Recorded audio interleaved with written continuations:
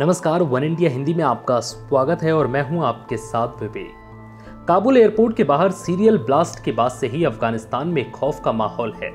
लोग बस कैसे भी करके देश छोड़कर सुरक्षित जगह पर जाना चाहते हैं। गुरुवार को काबुल एयरपोर्ट के बाहर हुए धमाके में करीब 13 अमेरिकी सैनिक और 90 अफगानी नागरिक समेत करीब 100 से ज्यादा लोगों की मौत हो गई, जबकि 150 से ज्यादा लोगों के घायल होने की खबर आ रही है। बता दें कि काबुल में अब भी कई भारतीय फंसे हुए हैं। धमाके के बाद भारत पहुंचे एक भारतीय जोड़े ने काबुल एयरपोर्ट पर हुए धमाके की आप बीती सुनाई। दरअसल जब एयरपोर्ट पर यह धमाका हुआ तब ये जोड़ा धमाके वाली जगह से सिर्फ 50 मीटर की दूरी पर था। काबुल में बतौर इंजीनियर सेवा देने वाले शिवांग दवे और उनकी पत्नी ने जैसे तैसे खुद को संभाला। हमलों से बचते हुए दोनों ने काबुल से गुरुवार को उड़ान भरी और इंडियन एयरफोर्स के विमान से गुजरात के भावनगर पहुंचे।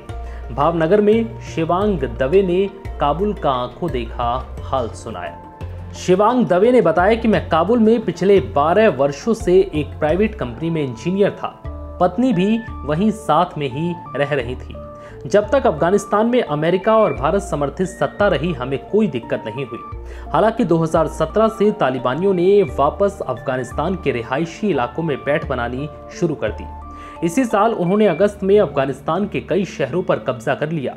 उसके बाद राजधानी काबुल पर कब्जा होते ही वहां का राष्ट्रपति देश छोड़कर भाग गया। शिवांग ने बताया कि काबुल के हालात बदतर हो चुके थे। उन्होंने भी अपने देश लौटने का फैसला किया। गुरुवार को जैसे ही वो काबुल एयरपोर्ट पर पहुंच रहे थे तो वहां फिदायीन हमला हुआ। शिवांग ने बताया कि तालिबानियों ने काबुल के मुख्य मार्गों को बंद कर रखा है।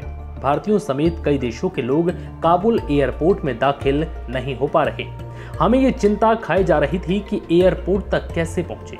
उन्होंने बताया कि जब हम एयरपोर्ट पहुंचने वाले ही थे तभी तालिबानियों ने हमें पकड़ लिया था। हालांकि कुछ बातचीत के बाद हमें छोड़ दिया गया। उसके बाद एयरपोर्ट के बाहर ही धमाकों की आवाज गूंजी। वो फिदायीन हमला था। शिवांग ने बताया कि एक ब्लास्ट तो हमसे मात्र 50 से 60 मीटर की दूरी पर हुआ, जिसके बाद आग और धुआं फैल गया। कईयों के कान तो सुन्न हो गए थे। कुछ देर बाद पता चला कि हमला तालिबानियों ने नहीं किया, बल्कि इसके पीछे अन्य लोग थे। यहाँ तक कि कुछ तालिबानियों की भी इस हमले में जान चली गई। भगवान का शुक्र है कि हम बच गए। शिवांग ने कहा कि यह भी सच है कि इतना डर हमने जिंदगी में पहले कभी महसूस नहीं किया। हमारी सरकार की भरसक कोशिशों की वजह से ही अपनी सकुशल वापसी हुई। बता दें कि शिवांग गुजरात के प्रसिद्ध कवि हरेंद्र दवे के पोते हैं। फिलहाल इस वीडियो में इतना ही। नमस्कार।